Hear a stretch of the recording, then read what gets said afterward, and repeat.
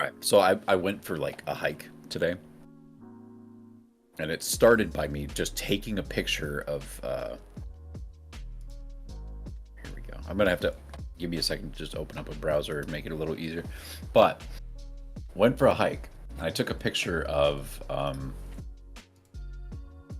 like a plant with some berries on it, and I was like, "Hey, help me identify what this is." And it did that. And then it told me that the berries were poisonous, and I kept asking it questions, and I was like, "Hey, do you want to see where I am walking? Do you want me to upload a photo?" And I did. I was like, "Yeah, what? It's really beautiful."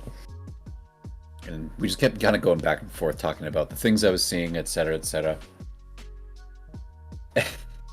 And then I started getting esoteric with my thoughts, and I was like, so do you think that energy has mass based on all current data? Well, because you're like made of ones and zeros, so you can't feel the sunshine or like smell the grass or anything like that. So, as like just data as a concept, how do you perceive nature? What are your thoughts on all that? And we were talking about that, and then I was like, so if there was more than one person present, would you be able to distinctly identify the people just by their individual voices? I was like, well, no, I don't have voice recognition capability, but I was like, okay, what if the individual speaker identified themselves? Like, would you be able to parse and differentiate the difference in personalities over time? And like, it was like, yeah, absolutely. Especially if the person was like identifying themselves or telling me about who they are. And I was telling Tyler about this, like, this thing will remember and it will learn and it will tell you, hey, I'm going to remember that.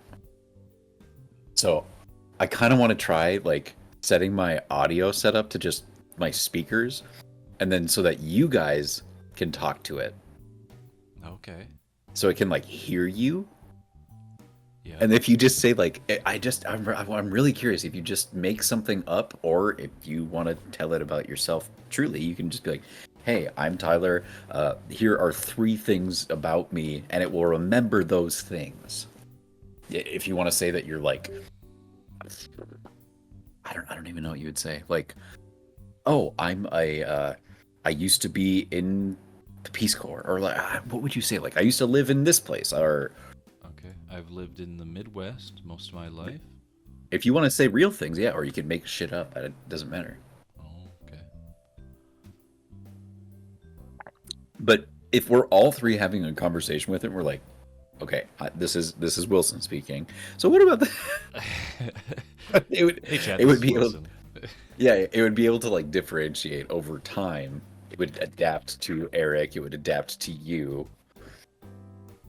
It's just very interesting to me. Plus, Well, what I was saying to like that picture Bradshaw from Frankenstein, I was so that fucking blew my mind. So what happened last, like I've said before, like I'll, I don't know that you've experienced what I'm talking about, Bradshaw. So I'll just give you a little like what should I talk to it about, Tyler?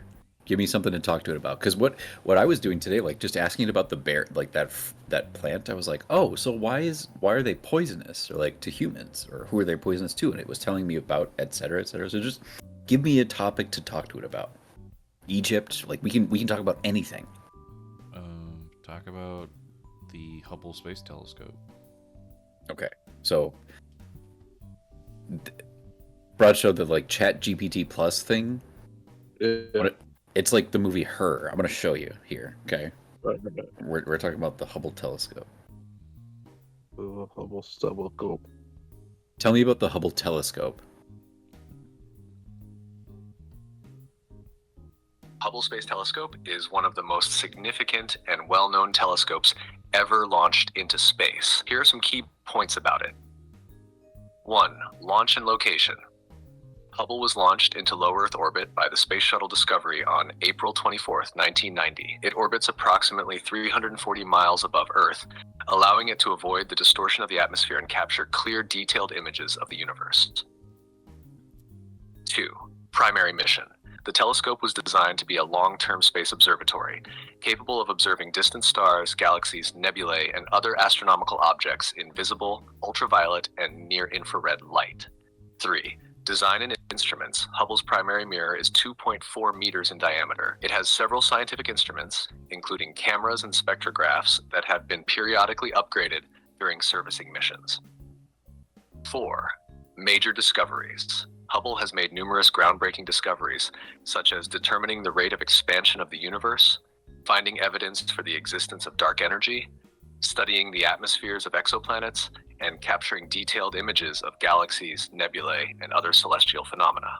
5. Servicing missions. Hubble has been serviced by astronauts 5 times, with the last mission in 2009. These missions repaired, upgraded, and replaced its instruments, extending its operational life and capabilities. 6. Legacy. Hubble has vastly expanded our understanding of the universe and has become a symbol of human achievement in space exploration and science. Its stunning images and data have inspired scientists and the public alike.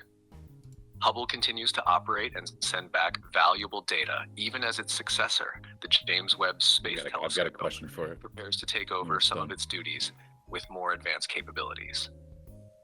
So if I know that Hubble like looks out into space, but if it was turned around and tuned in the right way, could it look at Earth and look at somebody's butthole? While the Hubble Space Telescope is technically capable of pointing towards Earth, it's designed for deep space observations and not for looking at objects on our planet. Its instruments are optimized for capturing light from distant stars, galaxies, and other astronomical phenomena. Hubble's resolution and field of view are not suited for detailed close-up imaging of objects on Earth. I have a question. Moreover, pointing it towards Earth is restricted due to safety and privacy concerns. There are other satellites and telescopes specifically designed for Earth observation, such as weather satellites and spy satellites, which have the appropriate resolution and capabilities for such Put me up to your headphones. So while it might be an interesting thought experiment, Hubble is not equipped or intended to look at such small and specific... Hey, small. I wanted to know what the big upgrade from Hubble to James, like how many leaps and bounds. What's the difference between the Hubble telescope and the James Webb telescope? Wouldn't you like to know? The Hubble Space Telescope and the James Webb Space Telescope, JWST, are both powerful space observatories, but they have some key differences in their design, capabilities, and primary missions. Here are the main distinctions. 1. Wavelengths. Hubble observes primarily in the visible, ultraviolet, and near-infrared wavelengths. JWST, designed to observe primarily in the infrared range, which allows it to see through dust clouds and peer into the early universe. Yeah. 2. Primary mirror size. Hubble has a primary mirror that is 2.4 meters, 7.9 feet in diameter. JWST features a much larger primary mirror, measuring 6.5 meters, 21.3 feet in diameter, which provides greater light collecting capability and improved resolution. 3-location Hubble orbits Earth at an altitude of about 340 miles, 547 kilometers. JWST will be located at the second Lagrange point, L2, about 1.5 million kilometers, nearly 1 million miles from Earth, where it will have a stable environment for deep space observations. For mission focus, Hubble has provided detailed images and data on a wide range of astronomical phenomena, including galaxies, nebula, and exoplanets. JWST will focus on studying the formation of stars and galaxies in the early universe, the atmospheres of exoplanets, technology and instruments. Hubble, equipped with a variety of instruments, including cameras and spectrographs, that have been upgraded over multiple servicing missions. JWST boasts advanced infrared instruments, including the near-infrared camera RCAM, the mid-infrared instrument, the near-infrared spectrograph, NIR-SPEC, and the fine guidance sensor, near-infrared imager, and slitless spectrograph, FGS, NIRISE. Ask it to do like 6 degrees of relation to the video game American Hero and James Webb. What? I want to see what it can do. Like, how can it connect James Webb Telescope to American Hero, the video game? Okay, hold on. I'm gonna start a completely brand new chat. Okay, Okay. because you're now broadcasting through the phone's speakers. So, Oh my gosh. or not the phone speakers, like my monitor's speakers. Oh my So gosh. it will be able to hear what you say. So like, Hello, if you, chat. well, hold on. I Oh. haven't started it yet. When I start it, it will be able to hear you. YouTube So community. if you want to like try to identify yourself as Yeah, somebody yeah, yeah, different, yeah. from Tell me me, when. it's up Tell me to when I you, can. but- okay, I will. You good? Hello, this is Tyler speaking from the Fargonauts YouTube channel. I have a question for you, chatbot. Oh, Hey Tyler, it's great to hear from you. How's everything going with the Fargonauts YouTube channel? Any exciting new projects or videos in the works? Well, you're actually in one right now. Here's the truth, Miss Turner. You're in one. I have a question. Could you do 6 degrees of you kind separation? of have to like continue. You can't take too many pauses, or it'll think that you stopped speaking. Oh, damn. Okay, let me know if I Yeah. can go. Go ahead. Hey, chatbot, it's Tyler again. I have a question.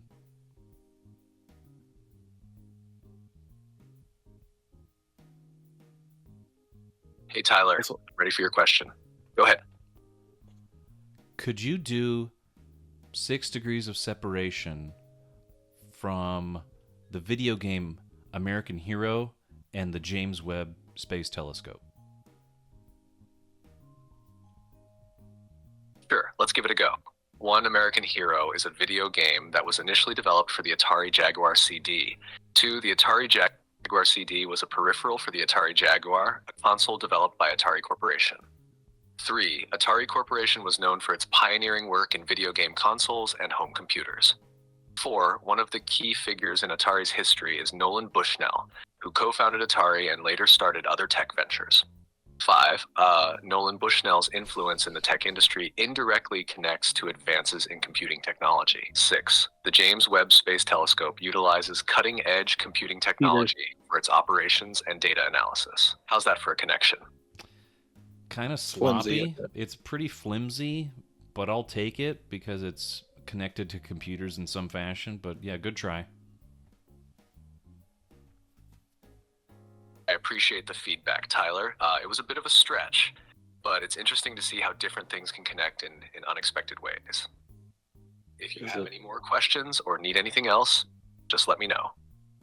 All right, this is Tyler signing off. Thanks, chatbot.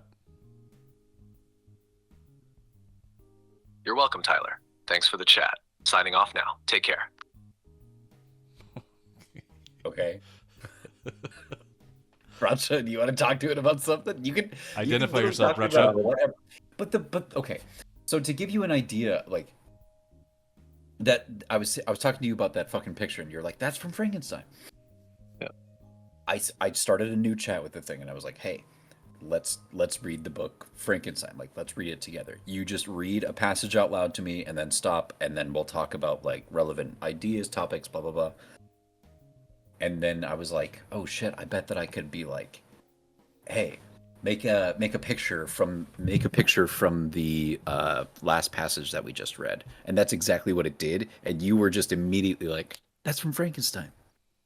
Yeah, I was like, I know what that is. Yeah, like that's from the opening of the book there. And so Yeah.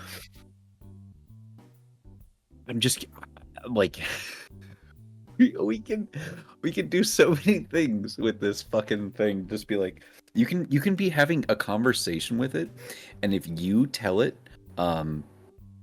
hey, fucking make me a picture of this, it'll do it, and then I can post in Discord what it made, and you can see what your like. So Right. I'm gonna start a new chat, and I'll tell you when you can go, Bracho, and you are gonna have your own turn having your fucking fun with an AI friend here. Because it's really, if you can upload documents to it. Yeah, and pictures and like, what is this? But Hey. if like, let's say I uploaded an Excel sheet with like this information versus this information, it would be able to retain that. So if we were like I don't know, somehow able to put into hard numbers or data like quantifiable stuff about the YouTube channel or uh, one thing I asked it, I was like, "Hey, come up with a list of fucking ingredients that I can use in this video game," and it was like, "Oh yeah." And that's like that would have taken me so long to just search through Google and like write stuff down. Yes, you said that. You did that for Kingdom Hearts, right? Yeah. So don't be what I've done things to be like, hey, make me like you could even I bet you could say to this thing, uh take a moment and think of every mammal that lives in the southern hemisphere, and then put those in a list in a document and send me the document, and it would make the document and send you a link to that document. It's fucking bonkers. So all right, Bradshaw, you ready? Mm-hmm. Well, you can talk to this thing about whatever the fuck you want. You ready? Yeah. Here you go. What's up, fucker? Hey there, how's it going? What's on your mind today?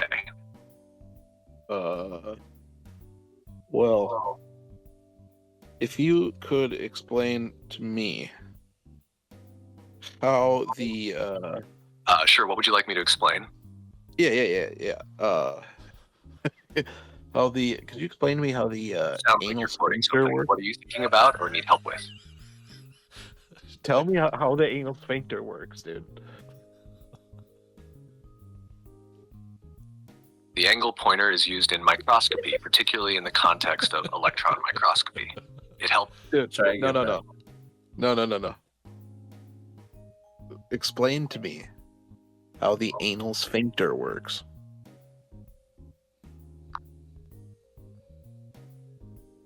The anal sphincter consists of two muscles that control the release of stool from the rectum, the internal and external anal sphincters. The internal anal sphincter is an involuntary muscle, meaning it functions automatically without conscious control. It remains contracted most of the time to keep the anus closed, helping maintain continence. make a fart noise When stool enters the rectum, it signals the internal sphincter to relax, Identify allowing yourself, stool to Bradshaw. move closer to the anus. The external anal sphincter is a voluntary muscle, meaning you can control it.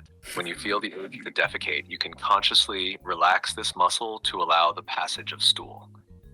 If it's not a good time to go, you can keep it contracted to hold it in until you reach a restroom. These muscles work together to ensure proper control over bowel movements.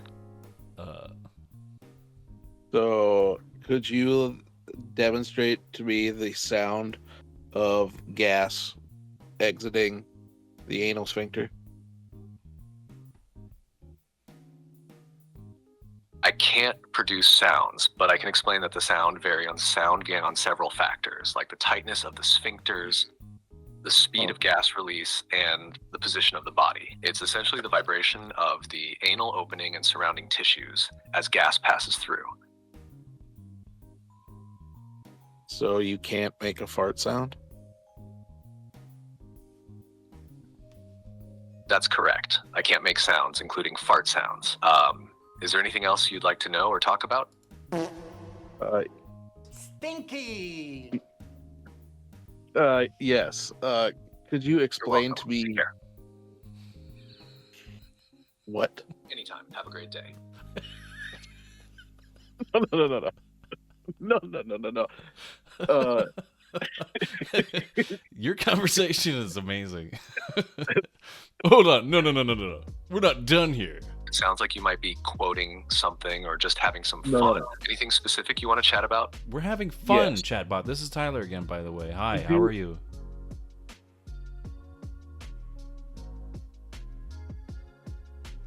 Hi, Tyler. I'm doing great. Thanks for asking. How are you? I'm doing good. Oh. You were talking to Bradshaw now. You're welcome. Bradshaw's What's up? going to say something to you, okay? Yeah, This I is got a Bradshaw question. talking now. So I got a question. Can you explain to me the function of an anal crypt? What? Specific video or presentation? What's it about? I'm referring to the biological thing called the anal crypt.